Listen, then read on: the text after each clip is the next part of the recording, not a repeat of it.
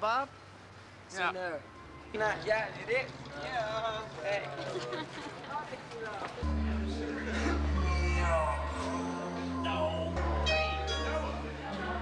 The Subgenius Devival.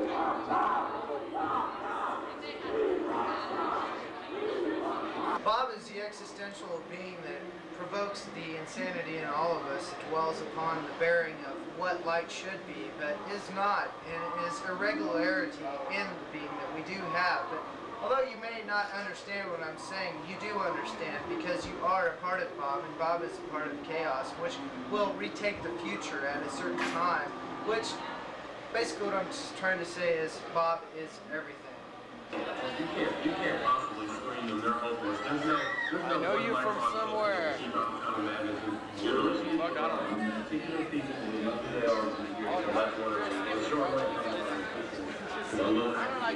Here's number one. Let's see what happens. Here's the speech. Right here. Bellow in the head. On the air. Going. I have to explain to him about, you know. You're going to see Bob on a stick. I have my very own. You have a better Bob than I do. Yes. See me. Knowledge is power. Get your hand off my face!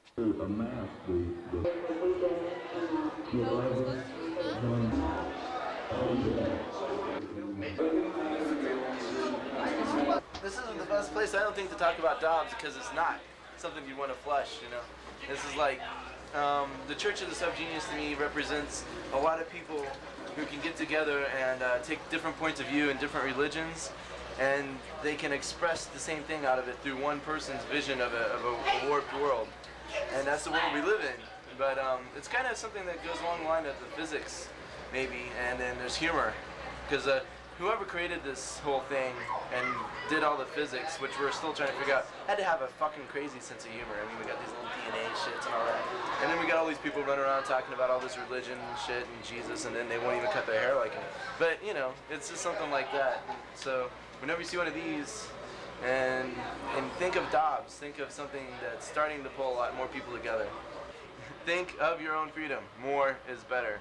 My underground magazine called Psychedelic Disease, and I do it. Okay, and you can also get this, Cajun Cadaver. I'm having so much fun. If you want one, these are 50 cents. These are $1. And you get them from Toxin, which is me, and you send your letter to 3521 North Kenwood, Kansas City, Missouri 64116, or call 816-452-5155. Danny Overkill. Oh, really?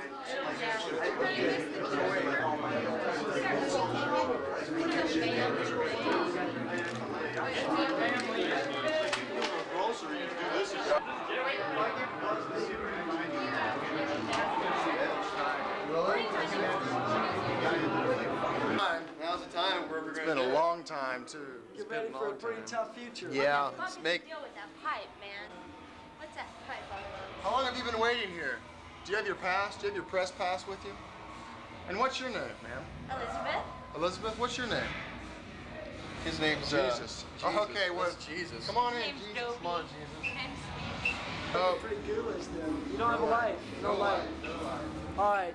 do you have a flashlight? There should be one around. You know better than I do. It's July the 13th. This is the 13th, right? Friday the 13th. Here at the Human Observation Lab. Here for Revival, the Church of the Subgenius. And you're here too. You were there. We're all here. Enjoy it. Enjoy it. Here, it starts. Here. Oh, yeah. Where's the, how do you stop it? How do you stop it?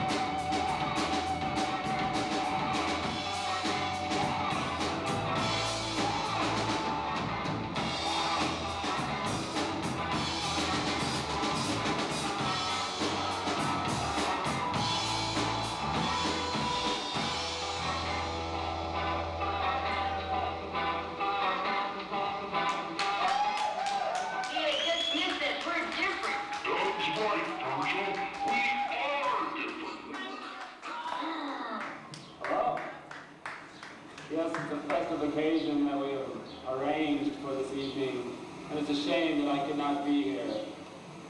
But life has called me elsewhere for this evening. But it's an important message that I want to get across. We hear so much about a love-hate relationship, when in actuality, the true God has the hate-love relationship. The hate of the love that hates the love that allows you to love even in the presence of hate, or hate even in the presence of love. These are many things, and there are many things, and you are one of them. You are owed. Always remember that. You can claim. Always remember that. Your check is a blank check, guaranteed not to bounce. Your house is a big house, but it's smaller than all the houses put together. And all the houses put together are nothing to the one great true pipe. We are but tinder for his match. And remember, as we smile on tonight, there are those that are watching, and there are those that do not see. But we have the hate and the love for such a thing.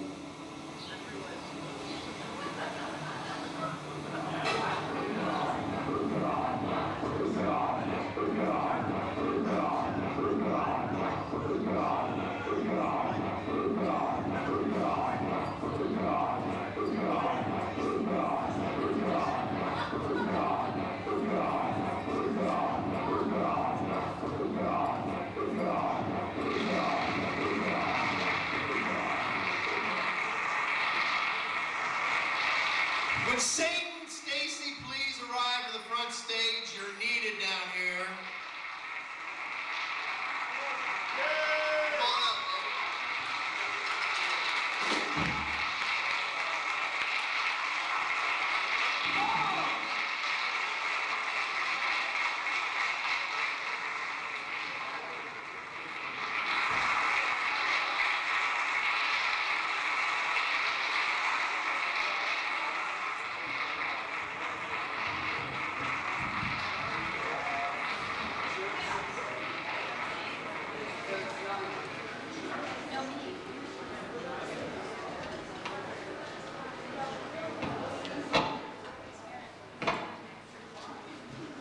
Sex Education, 1938. Bert, now about 17 3/4. Dad, I thought only children masturbated. And others who have grown up only in size, who conceal their practice. Yeah, but when I ran into this fella, he was fussed to death. Ashamed, you see, to be caught wasting his time with himself and his sensations. I should guess he is a shy sort of fellow, embarrassed when he is with girls, and having to struggle to get out of himself and be a real man. He'll snap out of it, doubtless, if someone doesn't shame him to death. I should think he'd see how foolish it all is to work himself up just to get artificially released. Well, he may not realize it now, but there's become a habit. Probably he could break the habit if he once got the idea that there's nothing especially harmful in the act, but there's a lot of trouble in the attitude behind it. If he would face himself with the question of why he is not interested in a home of his own, he might stir up a little love hunger and learn how to think of sexual satisfaction in terms of love. There is no deep, lasting gratification in a sex life without love and companionship. If only all lads could know that. If he keeps the habit, won't it be bad when he gets to be going with girls? Being with women in sexually stimulating ways usually puts men into physical discomfort. He would, of course, be inclined to seek relief in this way. That would still further delay his development. It seems also unnatural. So is prostitution, that other men resort to. The great difference between them is that in masturbation, there's no partner. In neither case is there love, permanence, or growth in prospect, just a seeking of relief. In the one case, through one's own manipulation, in the other, through the technique or love pretense of a paid woman. But girls shouldn't get boys so worked up that they want to go to prostitutes, should they? No! No, I don't believe they should. Neither do I believe that most of them intend to or know what they're doing. It all seems a fascinating game which they are just learning to play. They don't know man's nature, nor their own much better. But when they are wives, they may wish that they or some other woman had not roused their men so much. What do you mean by that? Well, son, you see, neither masturbation nor seeking a prostitute is a good preparation for marriage. Since it's masturbation we're talking about now, let's see how it works out. A man gets sexually excited by an evening of heavy petting, let us say. Some ideal that he or she has somehow keeps them from a complete relationship. He goes to bed then tense and restless. If he has once experienced the relief from masturbation, he is sorely tempted to do it again, not only that night, but for the hosts of night there will be probably before he is married. That sets up a pattern, as it is called, or a way of doing things, which does not require a mate for sexual gratification. Do you see what that may do to a marriage? Sure, he might not be able to break the habit and it wouldn't be fair to his wife. Or what's more, he might not want the marriage relationship or be able to conduct it. I think that is the most serious side of masturbation. Oh, I don't know though. Sometimes I think that refusing to grow up to be a real man, ready for complete and normal satisfaction, is worse. The habit, men may be able to break when once they learn how much they're complete, how much more complete their lives can be with wives and with themselves. Growing into manhood, on the other hand, is very difficult and often never accomplished. Well, tell me how it is with a rounder. Isn't that what they call a fellow who rounds with prostitutes? Yes. In a way, it's much the same. He is little more than a physical relief with her. He has no concern for her beyond the money she demands. She has none for him. There is no striving together for a joint experience or for the development of love and tenderness. He has learned to satisfy with a woman, almost any woman, a one-sided creed. Here comes Herb. We'll have to finish this some other time.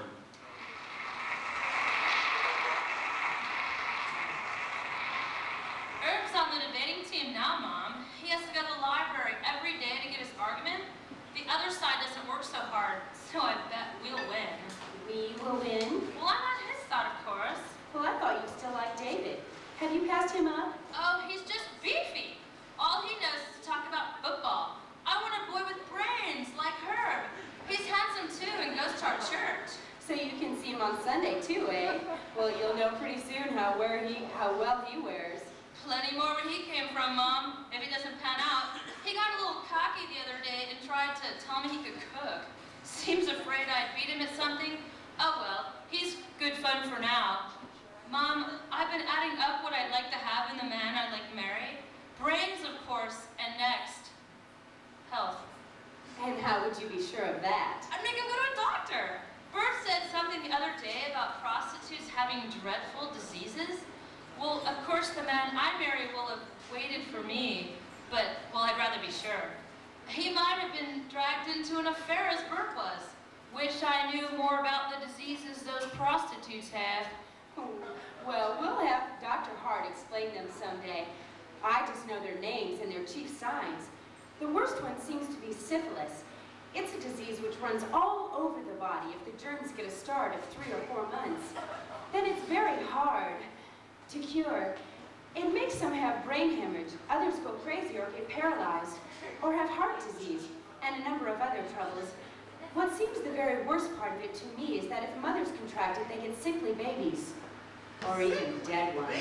But they could be cured somehow, can't they? So babies won't have to die? Yes, fortunately. Timely treatment will save most of them. The other disease, gonorrhea, is a germ disease too, but the organisms usually stay on the genitals and can be destroyed there. However, they may inflame the reproductive organs and so frequently make men and women sterile. I thought that word meant when doctors and nurses got cleaned up for an operation. One meaning is free from germs, but in this case it indicates the inability to be a parent. The passageways for sperms or egg cells, as the case may be, get all glued together by inflammation, so no babies can be conceived. Well, gag me with tobacco, Mom, that settles it. I'll certainly get my fiance to have his blood tested. Bert said you wouldn't need to worry, for your blood would show it. Yes, but what about yourself?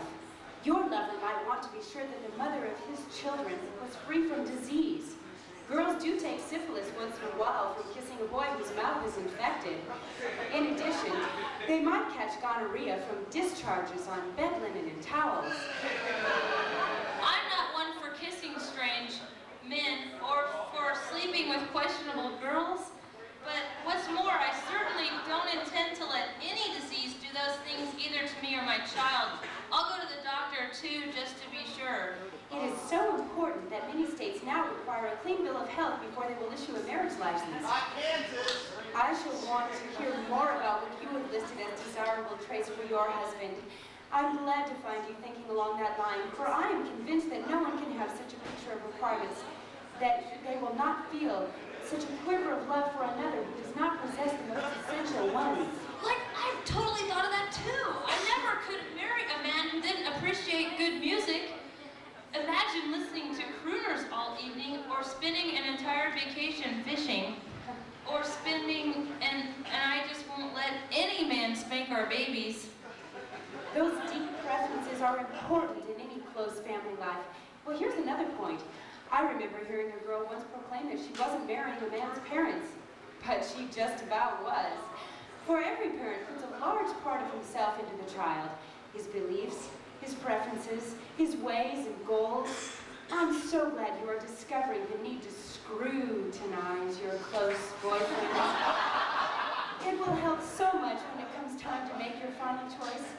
Well, we're some distance from Herb and the debating team, and yet not so far at all. And now for lunch.